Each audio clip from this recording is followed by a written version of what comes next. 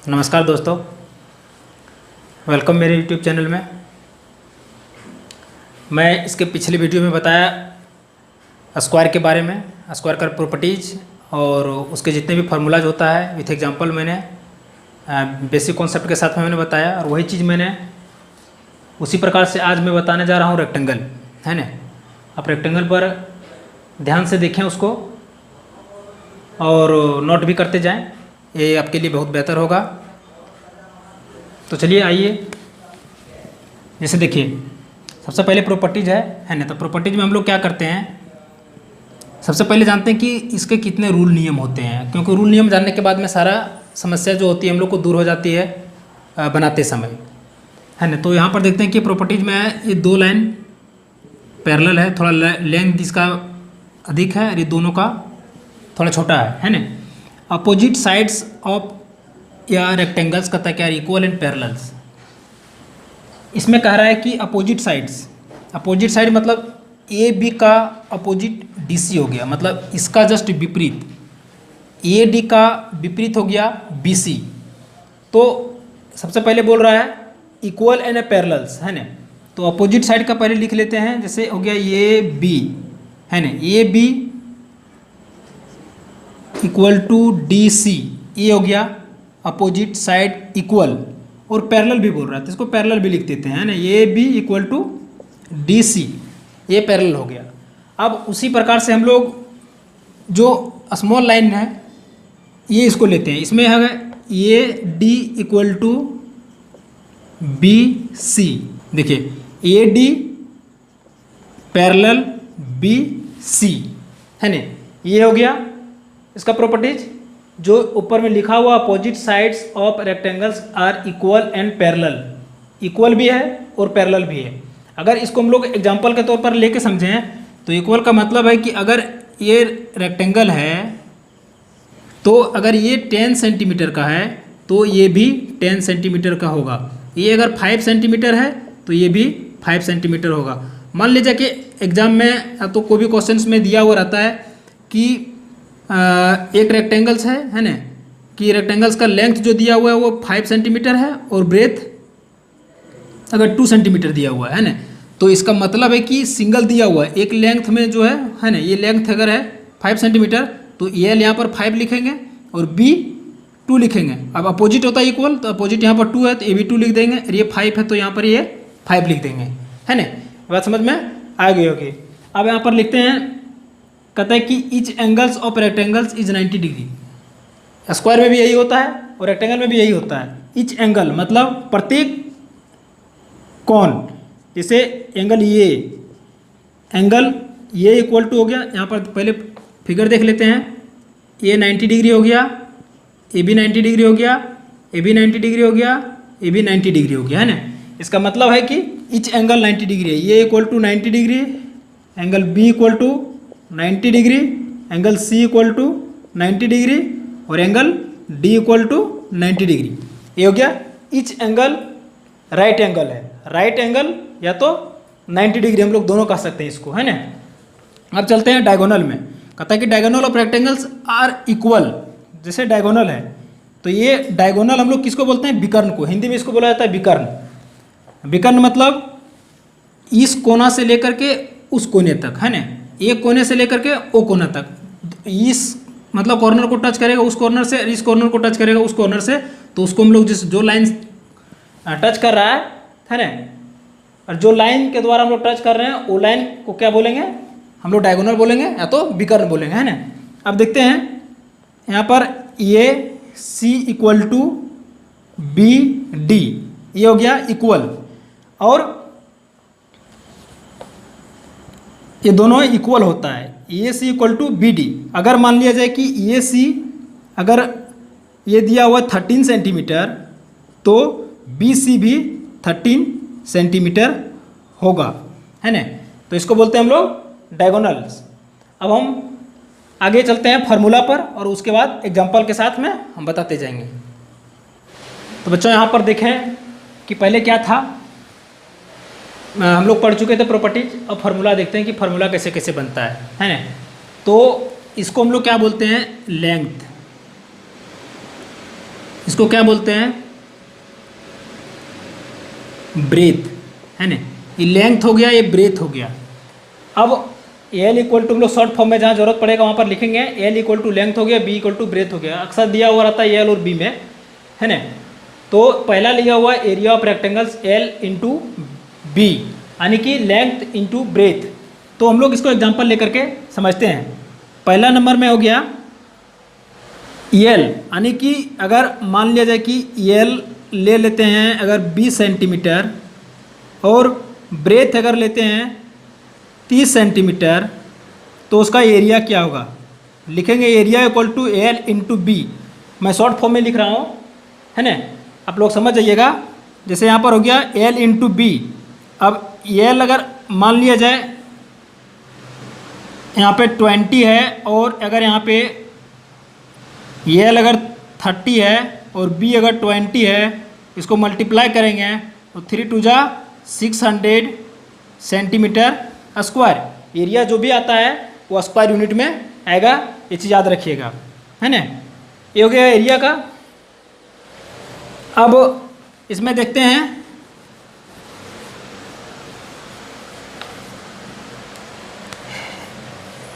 Length और breath. एक चीज़ और थोड़ा समझ में आना चाहिए, जो बताने जा रहे हैं वो थोड़ा ध्यान से देखें। एरिया और रेक्टेंगल पहले कहते हैं किसको, है ना, ये हो गया एरिया। अब एरिया का मतलब है कोई भी फिगर है ना, चाहे तो कोई भी पेपर है, तो उसको इंटरनल जितने भी पार्ट्स रहता है, ये इंटरनल पार्ट हो गया, ये है ना, एरिया हो गया।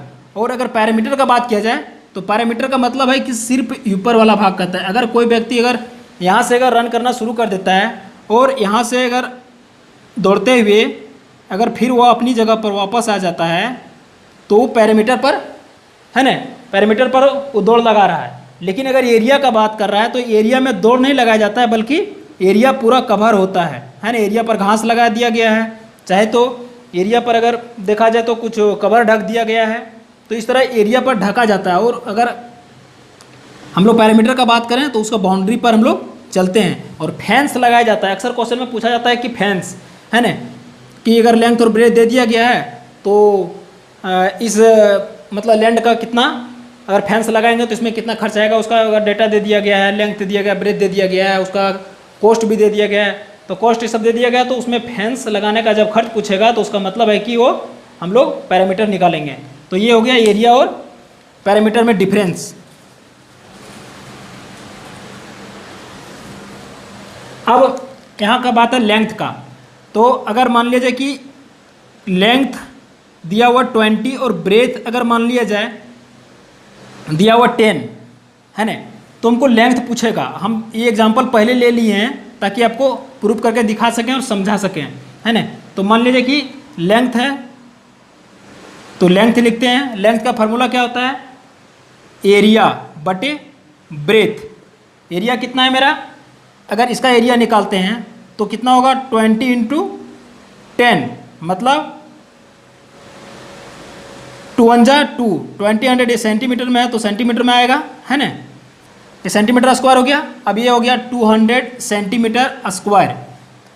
पूछ रहा है ब्रेथ, तो ब्रेथ का जो वैल्यू है हम पुट करके देखते हैं, है ना। ये ब्रेथ 10 है तो 10 लिखते हैं। अब इसका 1010 ऊपर में नीचे कैंसिल हो गया, अब बच गया कितना गया 20 ये सेंटीमीटर। अगर ये सेंटीमीटर में तो 1 सेंटीमीटर इसमें, और ये 2 ठो है, 2 ठो में मतलब 1 ठो कट गया, जैसे सेंटीमीटर इंटू सेंटीमीटर बटे सेंटीमीटर। तो ये सेंटीमीटर ये सेंटीमीटर कट गया, तो ये कितना निकल गया लेंथ, सेंटीमीटर में निकल गया इसका 20, है ना। अब हम लोग यही चीज़ को देखते हैं ब्रेथ में, है ना। तो ब्रेथ निकालने के लिए क्या फार्मूला लगाना पड़ेगा, एरिया बटे लेंथ। देखिए एरिया है, एरिया जो वैल्यू दिया हुआ रहेगा एरिया पुट कर देंगे, और लेंथ निकालना रहेगा तो उसको ब्रेथ नीचे लिखेंगे, और अगर ब्रेथ निकालना रहेगा तो एरिया बटे लेंथ, यानी कि ये जो लेंथ है वो एक बार लेंथ एक बार ब्रेथ, बाकी दोनों में एरिया रहेगा, है ना। अब एरिया कितना दिया हुआ है, मान लीजिए कि यहाँ से हम 200 सेंटीमीटर निकाले हैं तो उसको ले लेते हैं, और लेंथ कितना है, लेंथ 20 है तो 20 ले लेते हैं, है ना। ये सेंटीमीटर में स्क्वायर है, ये सेंटीमीटर है, ये 0 1 0 ये कैंसिल होगा। अब इसको काटेंगे 2 1 जा 2, यानी कि मेरा ब्रेथ कितना निकल गया 10 सेंटीमीटर। ये 2 ठो में 1 ठो कैंसिल हो जाएगा, तो 1 सेंटीमीटर बच गया। तो इसका मतलब है कि हम सही बनाए, यानी कि b इक्वल टू 10 सेंटीमीटर आया और l इक्वल टू कितना आया 20 सेंटीमीटर। तो मतलब ये सही है। अब आगे चलते हैं पैरामीटर पर।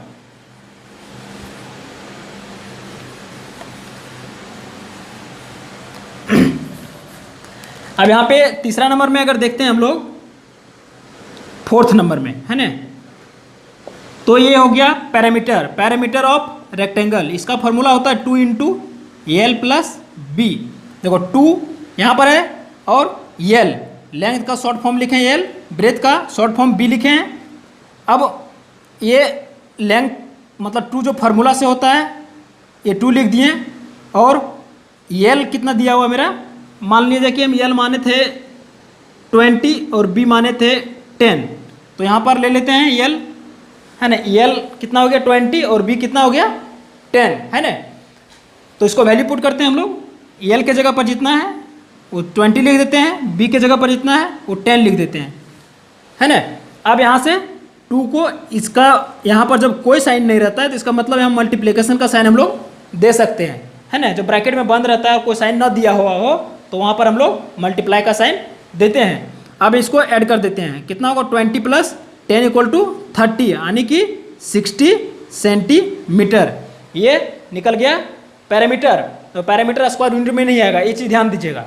दूसरा में हम बताए थे कि पैरामीटर 2 तरीके से निकाला जाता है। एक पैरामीटर है कि अगर मान लीजिए कि एक रेक्टेंगल है, हम लोग इस पर अगर दौड़ रहे हैं और लेंथ कितना दिया हुआ 20 सेंटीमीटर और ब्रेथ कितना है 10 सेंटीमीटर, तो 10 इधर भी लिख सकते हैं क्योंकि अपोजिट साइड इक्वल होता है ना, और इधर 20 लिख सकते हैं क्योंकि इसका भी अपोजिट साइड इक्वल होता है।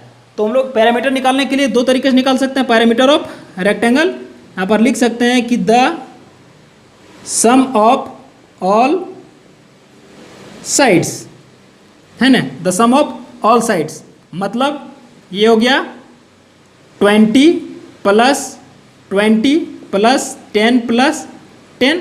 अब इसको अगर जोड़ेंगे तो देखिए यहाँ पर कितना होता है 2 2 4 1 5 और 1 6, यानी कि 60 सेंटीमीटर हो गया। ये हो गया पैरामीटर। अब यहाँ पर ध्यान देना है कि ये फार्मूला जो बना है वो कैसे बना है ना। तो ये फार्मूला बनाने के लिए हम बताते हैं। से मान लिया जाए कि ये रेक्टेंगल है ना, ये हो गया एल, ये हो गया एल, ये हो गया बी और ये हो गया बी। तो बच्चों ये ध्यान देना है कि इसमें 2 ठो बी है, यानी कि 2b पैरामीटर लिखेंगे तो 2b है 1 प्लस 1, यानी कि 2b हो गया प्लस 2l हो गया है ना।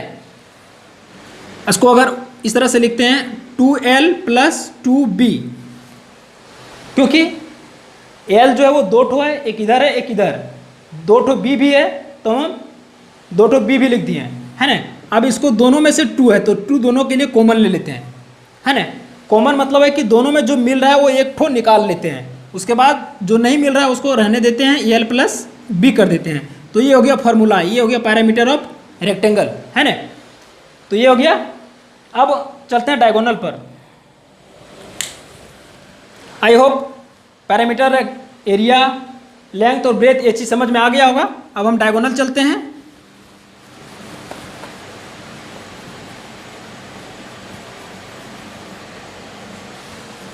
देखिए सबसे पहले इसमें समझिए कि डायगोनल होता क्या है ना। डायगोनल ऑफ रेक्टेंगल, तो डायगोनल यहाँ पे हम देख रहे हैं कि एक रेक्टेंगल है और ये रेक्टेंगल में इस कॉर्नर से उस कॉर्नर टच हो रहा है ना, इस कॉर्नर से उस कॉर्नर टच हो रहा है। और यहाँ पे क्वेश्चन हम जिसमें प्रॉपर्टीज पढ़ाए थे उस समय बताए थे हम क्या बताए थे कि ईच एंगल 90 डिग्री का होता है ना। तो ये 90 डिग्री का है। अब इधर से जाएंगे तो ये 90 डिग्री का है। अब यहाँ मान लिया जाए कि ये ABCD लिखा हुआ है, तो हम लोग डायगोनल निकालने के लिए क्या करते हैं, यहाँ पे मान लीजिए कि ये B है और ये L है, तो हमको निकालना क्या है डायगोनल। डायगोनल का मतलब ये हो गया। अब वहाँ से चल के अब इधर आए, ये हो गया मान लीजिए कि एक राइट एंगल ट्राइंगल है ना। तो राइट एंगल ट्राइंगल निकालने के लिए हम ट्राइंगल का जिसमें बताएंगे प्रॉपर्टी सब उसमें बता दूंगा, लेकिन फिलहाल मैं भी बता दे रहा हूँ इतना सा कि राइट एंगल ट्राइंगल जो है वो 90 डिग्री का है ना। 90 डिग्री क्या होता है, तो इसको हाइपोटेनस निकालने के लिए, यानी कि कर्ण, इसको हिंदी में बोला जाता है कर्ण, ये हाइपोटेनस निकालने के लिए हम लोग क्या करते हैं कि ये एल और ये बी बोला जाता है, तो इसको हम लोग एल स्क्वायर प्लस यहाँ पे एच स्क्वायर निकालने के लिए हम लोग क्या करते हैं, H square equal to L square plus B square कर देते हैं। अब एच जो है ना, ये ध्यान देना है कि इधर स्क्वायर है और इक्वल टू के उधर जाएगा तो वहाँ पे ए रूट अंडर हो जाता है ना। तो ये रूट अंडर एल स्क्वायर तो पहले से था, बी स्क्वायर पहले से था, और हम लोग ए स्क्वायर हटाएं उधर तो रूट अंडर में आ गया, तो ये हो गया, इसका फार्मूला बन गया। तो वही चीज़ यहाँ पर लिखा हुआ कि diagonal of rectangles length square plus breadth square, क्योंकि हमको ये वाला डायगोनल निकालना है। अब डायगोनल की जगह पर यहाँ पर तो ट्रायंगल नहीं निकाल रहे हैं जो कि हम लोग एच लिखा रहेगा, इसलिए डायगोनल सीधे लिखा रहता है। तो डायगोनल निकालने के लिए वही होता है, क्योंकि यहाँ पे 90 डिग्री है।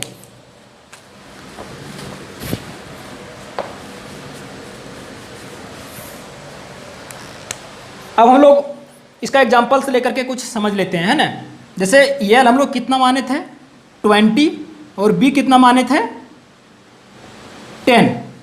अब निकालते हैं डायगोनल ऑफ रेक्टेंगल, इसका फार्मूला हम बता दिए थे, निकाल करके कैसे बनता है, ये हो गया L square plus B square, L square plus B square. इसका मतलब है कि रूट अंडर ही रहेगा, और इधर लिखेंगे 20 का होल स्क्वायर प्लस 10 का होल स्क्वायर, ये हो गया। इसका निकालेंगे कितना हो जाएगा, अब देखिए 20 का 2 है, पावर 2 है, ये इसका मतलब है कि हम 20 को 2 बार लिखेंगे, ना कि 20 को 2 से इंटू करेंगे, क्योंकि अक्सर स्टूडेंट यही मिस्टेक करते हैं कि 20 को अगर पावर 20 पर पावर 2 है तो 2 से मल्टीप्लाई कर देते हैं। ये मल्टीप्लाई नहीं करना है, बल्कि 20 को 2 टाइम्स लिखना है, और 2 टाइम्स लिख करके उसको मल्टीप्लाई करना है, तब जा करके उसका एग्जैक्ट आंसर आएगा। 2 2 जा 4, ये 400 हो गया, यहाँ पे 400 लिख देते हैं ना, प्लस का प्लस है।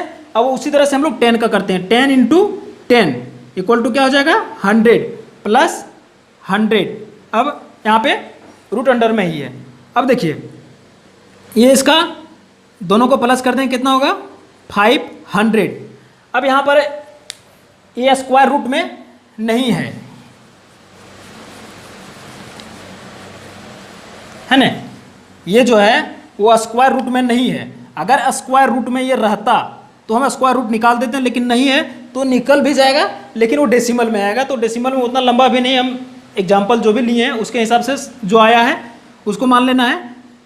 जैसे मान लिए जाए अगर यहाँ पर आता 400 तो इसका हम लोग निकाल देते हैं स्क्वायर रूट। और इसको कैसे निकालते हैं वो हम आपको बता दे रहा हूँ। जैसे यहाँ पर हो गया 400, इसको फैक्टराइज करेंगे, है ना, 2 2 जा 4, 2 1 जा 2, 2 5 जा 10, है ना, उसके बाद 2 25 जा, फिर 5 5 जा। अब देखना यहाँ पे कितना आ रहा है, 2 2 2 2, ये 4 टाइम्स आ रहा है, उसके बाद 5 इंटू 5 आ रहा है, तो ये पेयर में है, ये भी पेयर में है, ये भी पेयर में है, तो 2 इंटू 2 इंटू 5, 2 2 जा 4, 5 जा 20। अब देखो इसका निकल गया 20, लेकिन कब, जब ये स्क्वायर रूट में आएगा तो, और अगर नहीं आया तो हम लोग जो है वही छोड़ देंगे, या तो उसको डेसिमल में निकालना आएगा, तो जिसमें मैं स्क्वायर रूट बनाऊंगा उसमें लॉन्ग डिवीजन मेथड से और फैक्टराइजेशन मेथड से हमें दोनों तरीके से बताऊंगा, निकालना आसान हो जाएगा, है ना। तो आई होप ये सब चीज़ों आपको समझ में आ गई होगी, बेसिक कॉन्सेप्ट अच्छा लगा होगा तो लाइक ज़रूर करें, शेयर करें और सब्सक्राइब करें। दोस्तों अगर किसी भी प्रकार का क्वेश्चन बना रहे हैं, अगर समझ में नहीं आ रहा है तो आप कमेंट करके ज़रूर बतावें, मैं उसका सॉल्यूशन ज़रूर दूंगा आपको। धन्यवाद।